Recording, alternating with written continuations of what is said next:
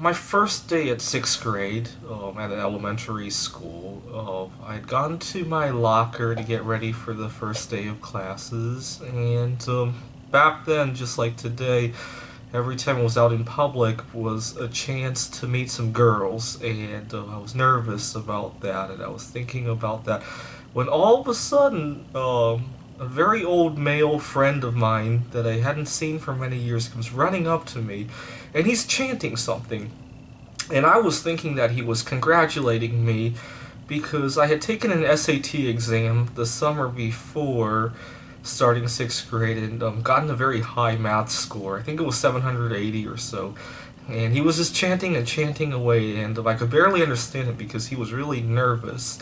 And it took me about 30 seconds to unravel all that he was saying, and it turned out he was asking me for $5 that I had owed him. And I was really confused. I hadn't seen him for, this was 3 years, because he and his family had moved to another part of town, and then when we started sixth grade, they consolidated the schools together, and somehow we just never saw each other for 3 years. And which is interesting because he could have found my phone number and called me. Anyways, he's saying that when we were in second grade, one day we had gone to the cafeteria and he had dropped $5 on the floor, and being young and stupid, apparently, I had picked up the money and ran from him and hid it into my backpack, or I don't know, my locker, or somewhere in my possession. And he had told the teacher on me. This is what he's claiming now, 4 years later. He had told the teacher on me, and we looked everywhere. We couldn't find the money, and I had promised to give him back $5, and that I had never done so. And all of a sudden, 4 years later, he's saying that I owed him $5.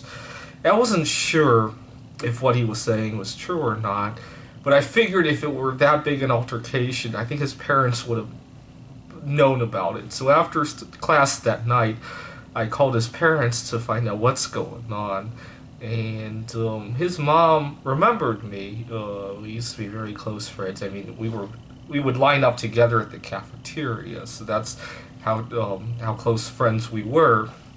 And his mother had remembered me, but couldn't remember any incident where money was involved. And his mom was just like, "Don't worry about it," and promised to talk to him the next day to resolve this.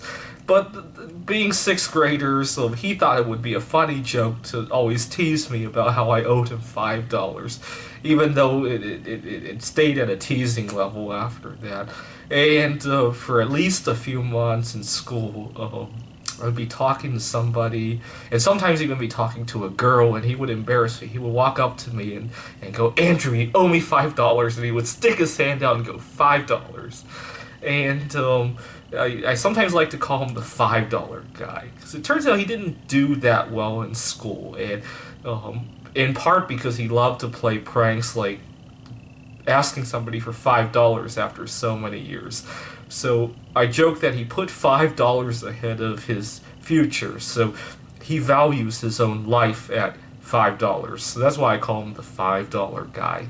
Thanks for watching.